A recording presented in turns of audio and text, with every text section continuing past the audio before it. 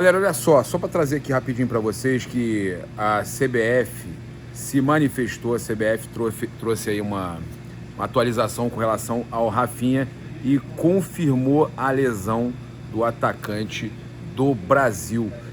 Notícia aí que a gente já esperava, né, até pela declaração que o Rodrigo Caetano deu na zona mista. Olha só, o atleta Rafinha passou neste sábado por exame de imagem que confirmou lesão muscular na região posterior da coxa direita. O jogador seguirá um protocolo de tratamento intensivo acompanhado pela equipe médica da seleção brasileira, visando sua recuperação e retorno às atividades no menor tempo possível. Sabe o que é esse menor tempo possível? Você tem ideia?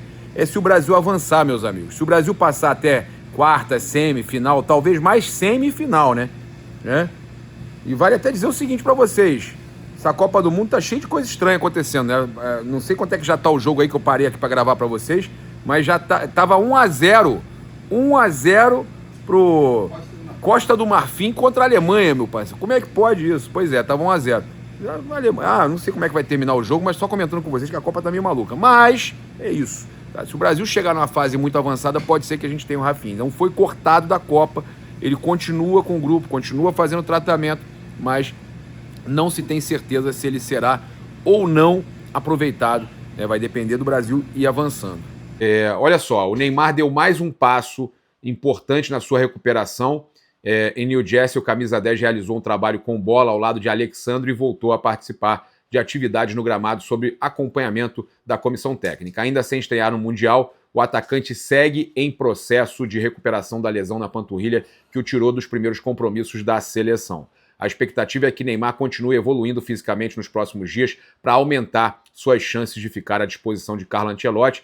Deve estar à disposição contra a Escócia, tá? Pelo menos essa previsão. Ele segue cumprindo o cronograma de recuperação elaborado pela comissão técnica da seleção brasileira. E olha só, o Flamengo, né? Agora o mercado da bola vai voar, meus amigos. Agora o mercado da bola vai voar. Por quê? Porque está começando, vai abrir a janela, a Copa do Mundo rolando, os clubes tentando se reforçar. Tinha muito papo aí que o Cruzeiro estava contratando todo mundo. Não vi mais nada.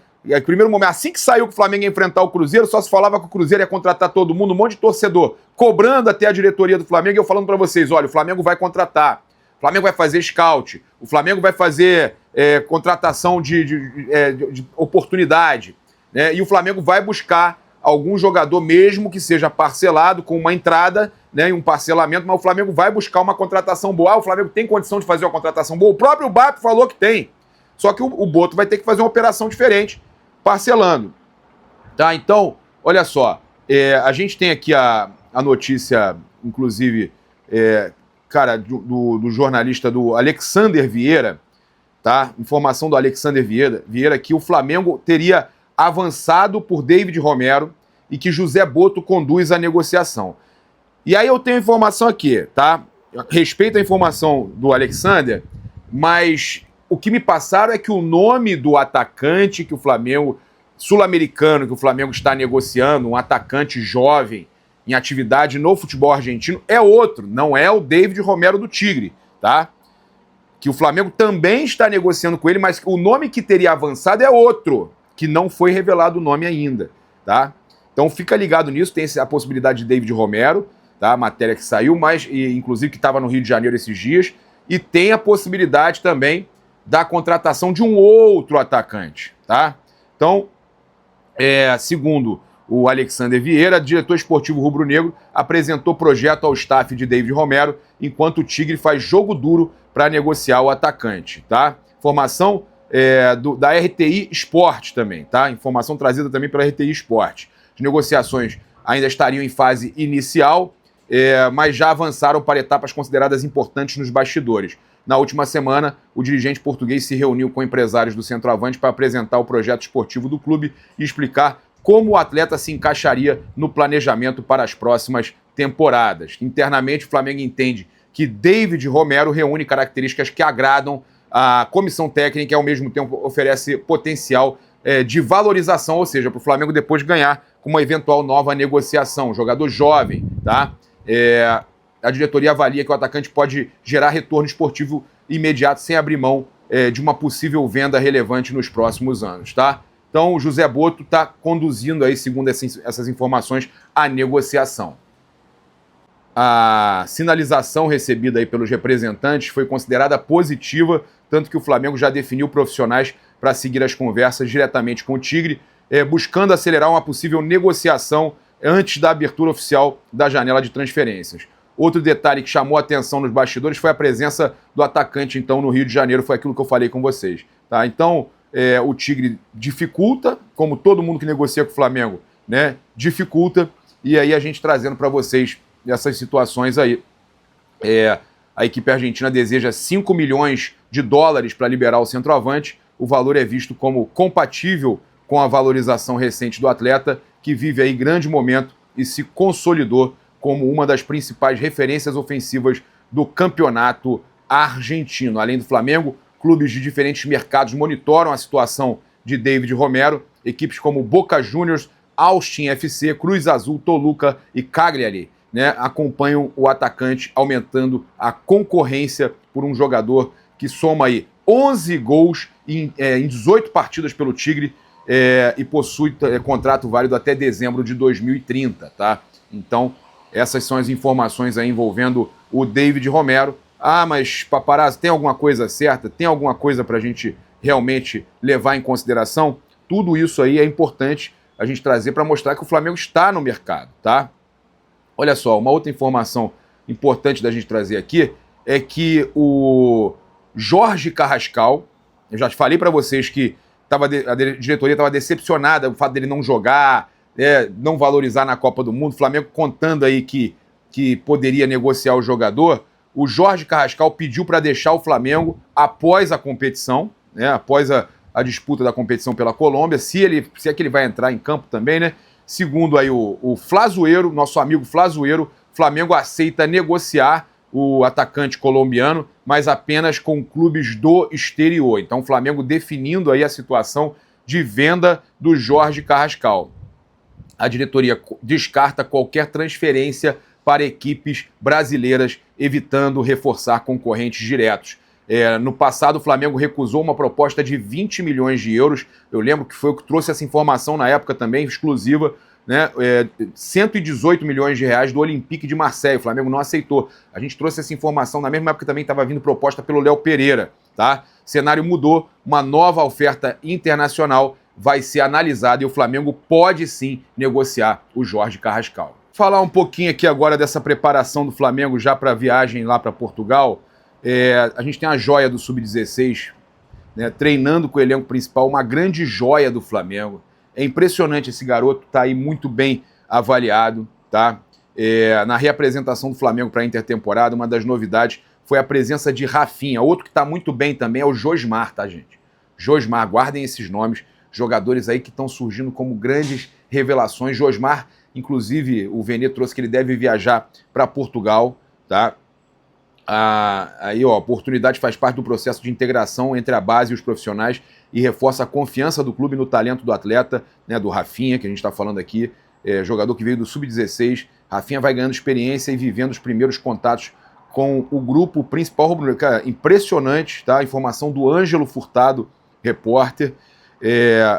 A gente tem aqui uma informação também importante, que alguns jogadores da equipe Sub-20 do Flamengo, isso eu confirmei, a informação que saiu há alguns dias, essa informação foi confirmada já, pensando na viagem já que o Flamengo vai fazer para a intertemporada em Portugal.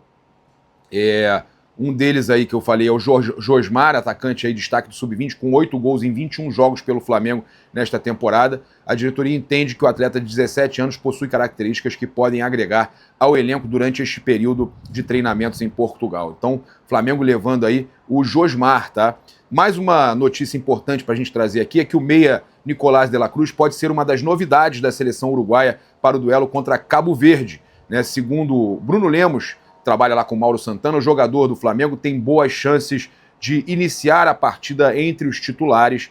O atleta iniciou o duelo com a Arábia Saudita no banco de reservas, entrou ao decorrer do segundo tempo, realizando uma boa exibição. Então, tem chance do Nicolás de la Cruz começar jogando contra Cabo Verde, jogo decisivo para o Uruguai, tá certo? Então é isso, a gente trazendo aí algumas informações do Flamengo nas seleções, dos garotos do Flamengo também, né, nessa programação especial aí em Portugal. A comissão técnica quer aproveitar aí jogadores aí que eventualmente já estiverem voltando, né, das suas seleções, jogadores também jovens que o Flamengo quer começar a avaliar, como eu estou falando com vocês. Eles vão aproveitar atletas do Sub-20, definindo nos próximos dias quais deles vão viajar, e aí o nome do Josmar, a informação é que já estaria confirmado o Josmar como jogador aí do Sub-20 possível aí para Portugal. O que você acha? Flamengo sempre, né, cara? Flamengo sempre revelando grandes garotos. E, meus amigos, o que eu falei para vocês? Que o Everton Araújo queria ficar no Flamengo, que o Flamengo não queria negociar e que esse aí tem, não tem empresário poluindo a cabeça. Esse aí não quer sair do Flamengo, esse aí quer ser valorizado, esse aí quer ficar lá, tem história dentro do clube. Isso é jogador para Flamengo, pô. Confiram as entrevistas que nosso parceiro Ângelo Furtado, nossos repórteres também estavam lá no Ninho do Urubu, trouxeram pra gente.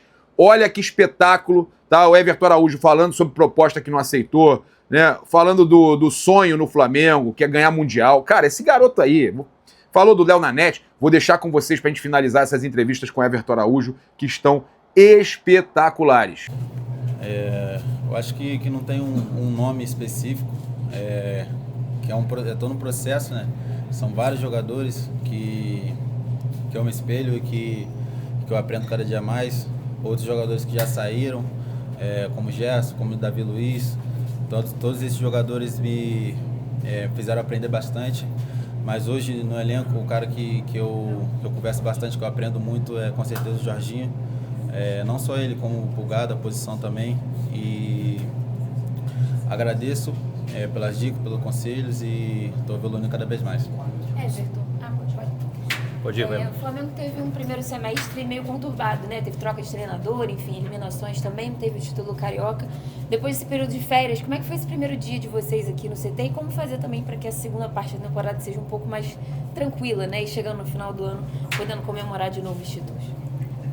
Foi muito tranquilo. Hoje a representação, a nossa equipe, nosso time, todo mundo está com a cabeça boa, está todo mundo no mesmo pensamento, focado para chegar ao final do ano e, se Deus quiser, a gente levantar mais títulos. Everton, queria que você falasse um pouquinho sobre a expectativa de vocês, como tal, do grupo todo, sobre a intertemporada em Portugal. Vocês vão pegar, por exemplo, o Benfica, né, que é um adversário forte. Como é que está esse momento aí dentro do vestiário e tudo mais? O momento é o melhor possível. Acho que a gente tem que estar sempre com a cabeça boa. Um passo de cada vez. A gente se apresentou hoje, fizemos um bom treino, vamos fazer a semana que vem bem também, para chegar lá e com certeza dar o nosso melhor. E, se Deus quiser, vai dar tudo certo. Oi, Everton. O evento que a gente viu aqui muito falando da preparação que o Flamengo faz para os jogadores na base, né? Mas também tem aquela chegada profissional, né? Aquela transição para você. Não deve ser fácil lidar com a pressão da torcida, aquelas cobranças por ter resultado logo, né? A gente viu muitos jogadores aqui que tiveram esse momento de cobrança, por exemplo, o Wesley, e depois retomou na carreira, foi para a Europa, foi para a Copa do Mundo, né? Infelizmente foi cortado. Você também, né? Teve aquele momento de cobrança iniciais, mas retomou a vaga de titular, hoje é titular absoluto praticamente de primeiro volante. Como é que foi para você, cara, encarar as cobranças iniciais, né? Se manter ali centrado, como é que o Flamengo te preparou para esse momento de pressão, né? Que sempre tem? Tudo na vida a gente passa por um processo, né? A gente já não chega pronto, a gente da base, o nosso sonho, tá vestindo a camisa, tá representando o time profissional, mas é tudo um processo, são poucos jogadores que chegam assim, já conseguem se mostrar o seu melhor. A gente vai subindo, vai passando pelo processo ali até chegar a desenvolver o nosso melhor, e assim aconteceu comigo, como você falou, aconteceu com o Wesley também. Teve momentos de críticas, mas a gente soube esperar, soube trabalhar, soube ouvir as críticas também, ver o que a gente podia melhorar, e hoje está vivendo o nosso sonho e vivendo o melhor de Deus. Everton, assim como você, um cria, está fazendo história, o Léo Nanete lá na seleção brasileira. Como que vocês têm visto, né, essa evolução do jogador e esse momento dele também, junto lá à seleção brasileira, à Copa do Mundo? Acredito que é um momento muito importante para ele, muito especial, tá podendo vivenciar isso com nossos craques, né, da seleção brasileira. Acredito que ele esteja aprendendo bastante, vai ser um momento único para ele. dar mais vontade, né, para ele realizar o sonho dele de estar lá vestindo a camisa da seleção brasileira na Copa do Mundo.